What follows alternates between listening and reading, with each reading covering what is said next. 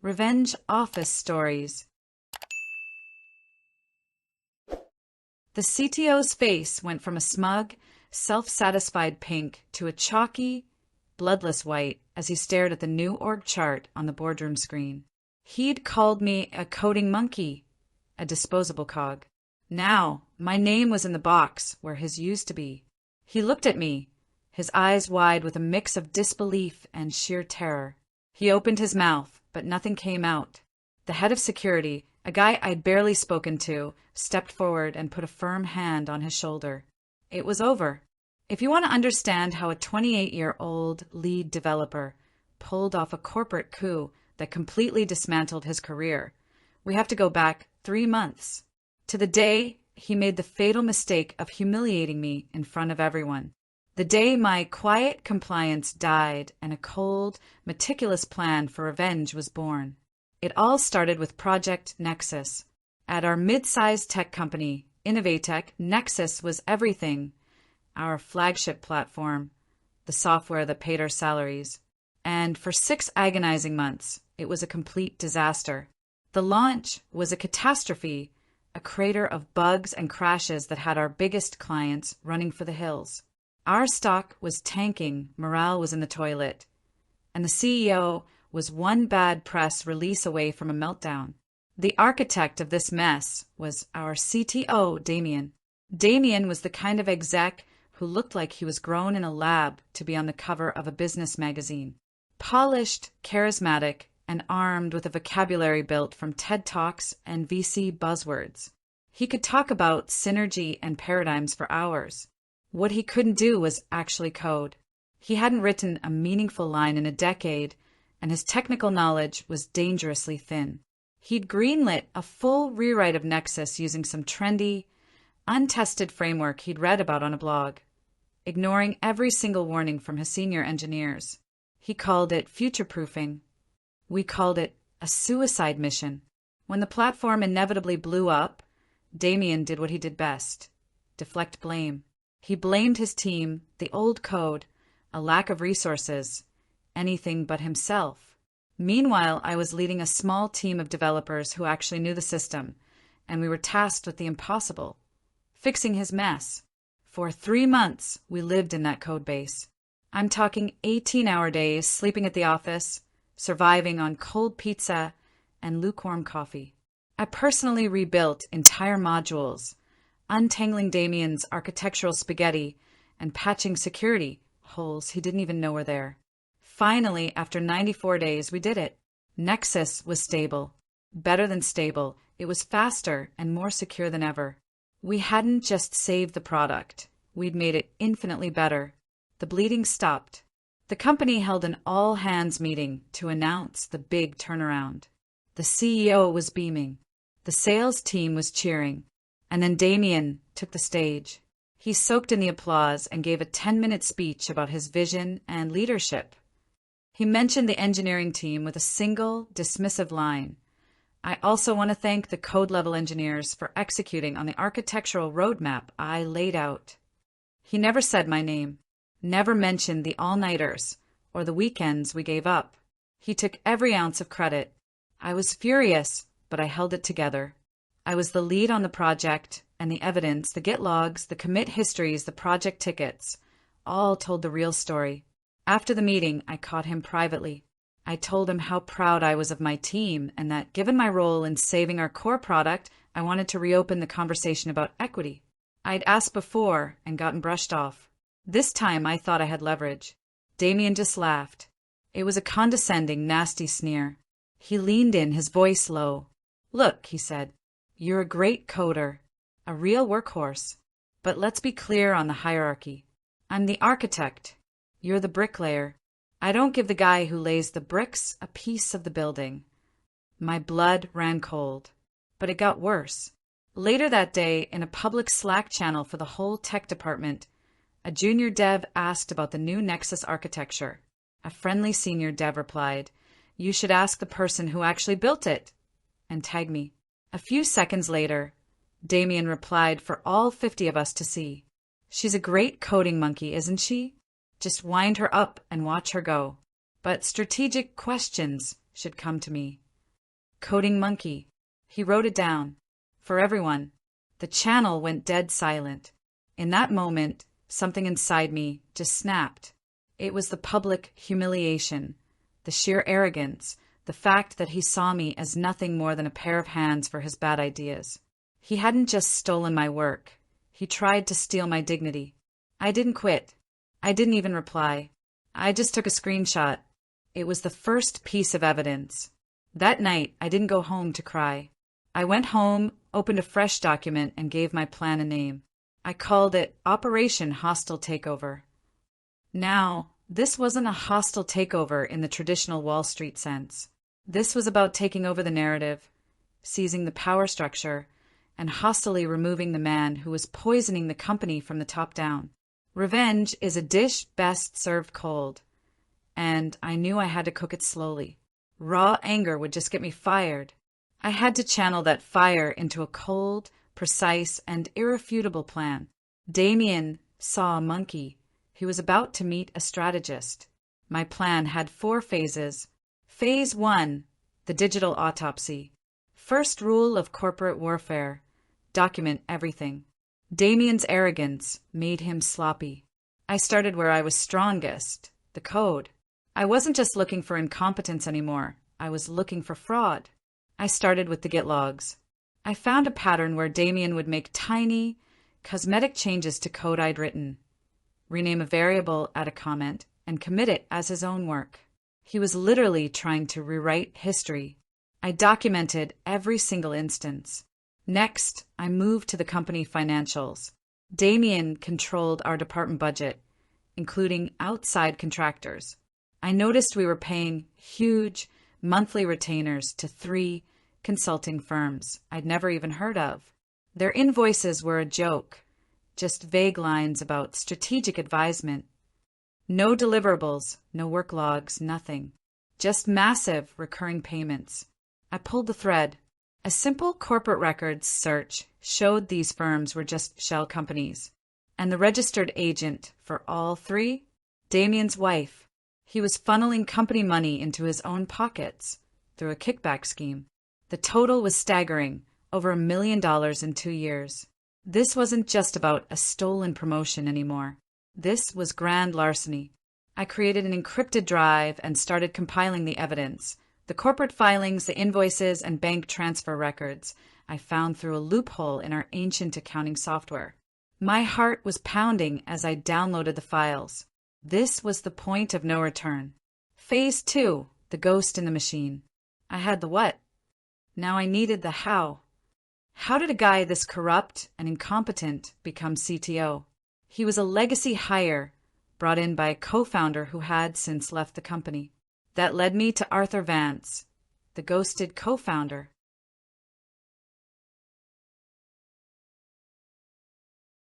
Arthur was the brilliant engineer who originally built Nexus.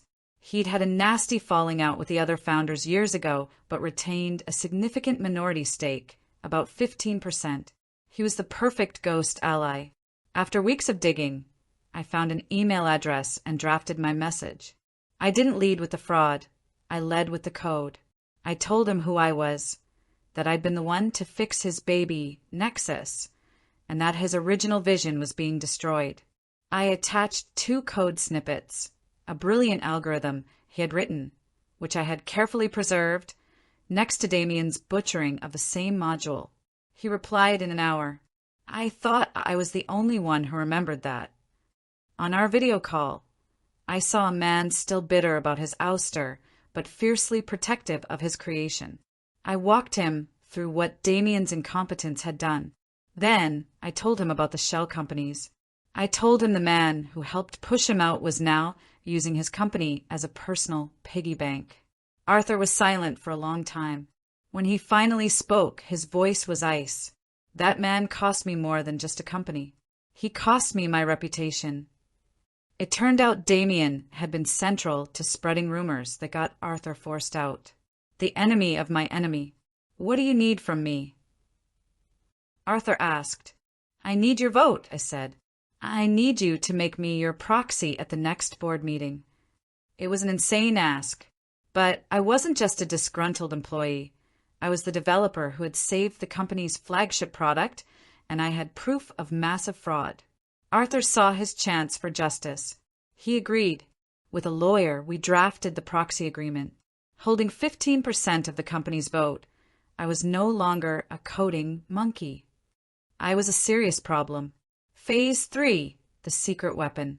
Evidence and votes were good, but I had to prove Damien was also obsolete. I needed to show the board that I wasn't just there to burn it all down. I was there to build something better. So, in secret, Project Phoenix was born. Over the next 2 months, working nights and weekends with 2 other trusted senior devs who'd also been burned by Damien, I started rewriting the core of Nexus from scratch. This wasn't a patch, it was a total architectural rethink, using best-in-class tech Damien was too ignorant to consider. It was designed to be more scalable, more secure, and 10 times more efficient. We called it Project Phoenix because it would rise from the ashes of Damien's failure. It was proof the bricklayer could design a skyscraper. Phase 4, the smoking gun. I had the fraud, the votes, and the vision. I needed one last thing. Something personal that would leave him with zero wiggle room. I suspected Damien, paranoid despite his arrogance, kept his most sensitive files offline. I remembered how weirdly protective he was of the big ficus tree in his office. One night, after he'd left, I let myself into his office with a borrowed master key. My hands were shaking, but the memory of his coding monkey comment pushed me forward. I went straight to the plant and dug my fingers into the soil. There it was, a small USB drive wrapped in foil. I plugged it into a sandbox laptop, completely off-network. It was a goldmine. Drafts of the fraudulent contracts, emails to his wife about the money transfers, and a folder named Leverage. It held trophies of his betrayals, including the campaign he ran to oust Arthur Vance. But the final nail in his coffin was a draft of a corporate restructuring plan. In his vision of the future, my entire team was to be laid off and replaced by one of his phantom consulting firms. He was going to fire me and my team the week after the board meeting. I copied everything. The trap was set. Citing my authority as proxy for a 15% shareholder, I got myself on the agenda for the quarterly board meeting. The item was simple: a review of technical strategy and departmental integrity. Damien had no idea what was coming. On the day of the board meeting, I walked in wearing a simple black suit, feeling a strange calm. My anger had cooled into a solid core of purpose. Damien was at the table looking relaxed. He gave me a condescending nod as I sat down, probably thinking I was there to take notes. When my turn came, the CEO, Mark, looked at me a little confused. "All right, a presentation from Sarah, our lead developer, representing Arthur Vance's interests. The floor is yours." I stood and plugged in my laptop. I looked directly at the board, not at Damien. "Good morning," I said, my voice steady. "Before we can talk about the future of our technology, we need to be honest about the present." I started with Nexus. On screen, I showed a side-by-side comparison. The server errors and latency spikes from Damien's launch versus the 99.99% uptime and 80% faster response times after my team fixed it. "This," I said, pointing to the before data, "is a flawed strategy. This," I said, pointing to after, "is what our engineers are capable of." Damien's smile vanished. He thought this was just me grandstanding for credit. "But this inefficiency isn't just a technical problem," I continued. "It's a financial one." My next slide, budgetary anomalies. I showed the invoices from the phantom firms. For 2 years, the tech department has paid $1.2 million to these firms for strategic advisement. I can find no record of any work. The CFO sat up straight. "What are these firms?" Next slide. The corporate registration docs for the shell companies. The registered agent, Damien's wife, circled in red. A gasp went through the room. All eyes shot to Damien. His face was starting to pale. "This is absurd," he stammered. My wife has her own business. This is a baseless accusation. Is it? I asked. I clicked again. The screen showed a bank statement from the USB drive, showing a $50,000 payment from Innovatech, followed by a $40,000 transfer to Damien's personal account. A clean kickback. This is illegal, he yelled, panicking. You hacked my personal files. Actually, I said, holding up the small metal drive, all of this was on an unencrypted company USB you kept in a plant pod in your office, in violation of our own data security policies. He looked like he'd been punched, but I wasn't done. The fraud is bad enough, but the betrayal is worse. I brought up his restructuring plan to fire my entire team. This was scheduled for next week. He planned to fire the engineers who just saved his career and replace them with his own fraudulent companies. The room was in an uproar. The CEO was staring at Damien with pure rage. And finally, I said, for anyone who doubts the pattern of deception, I present leverage. I showed the files detailing how he'd sabotaged Arthur Vance years ago. He didn't rise on merit. He rose on sabotage. Damien just sat there, broken, shaking his head. Then the final move. Removing Damien isn't a risk, I told the board. It's a necessity. The real risk is leaving our future in his hands. I clicked to my final presentation. Project Phoenix. For 10 minutes, I gave them a live demo, showing them the superior performance and security of the new platform I had built. When I finished, there was dead silence. I had not only exposed a criminal, I had handed them the solution on a silver platter. The CEO finally spoke, looking right at me. Can you lead this? Can you take over as interim CTO and implement Project Phoenix? Yes, I said without hesitation. Mark nodded. The board needs to vote. All in favor of terminating Damien's employment for cause, effective immediately, and appointing Sarah as interim CTO. Every hand went up, including mine, holding Arthur's 15%. Unanimous. That's when Damien's face turned to chalk. He looked at me, his mouth open, as he finally realized the coding monkey had just taken his job. The CEO signaled the head of security. Please escort Mr. Thorne from the building. Revoke all access. As he was led out, he caught my eye one last time. All the anger was gone, replaced by a hollow, empty look of defeat. I didn't smile. I just gave a slight, almost imperceptible nod. It was done. The fallout was immediate. An internal investigation confirmed everything. The company initiated legal proceedings to claw back the stolen money, and Damien was soon buried in lawsuits that would ruin him financially and professionally. As for me, Interim didn't last long. The board made my CTO position permanent. I rebuilt the engineering department, promoting the brilliant people Damien had ignored and creating a culture of respect. We never worked 18-hour days again because our platform was finally built right. Arthur Vance, thrilled with the outcome, became a close mentor, his faith in the company he founded finally restored. Sometimes late at night in my new office, Damien's old office, I think about that Slack message. Coding monkey. He meant it to put me in my place, but he got it wrong. Monkeys are intelligent, resourceful problem solvers, and when a predator threatens one of their own, they don't just run. They fight back. He really should have known that. So, what do you think? Was my response justified, or did I go too far? Let me know in the comments. And if you enjoyed this story, make sure to like and subscribe for more. The path I took was extreme, I'll admit, born from a moment of profound disrespect. It took months of secret, risky work. But in my case, a corrupt executive wasn't just stealing credit. He was stealing money and actively planning to gut the company for his own benefit. My actions weren't just about personal revenge. They were an act of preservation.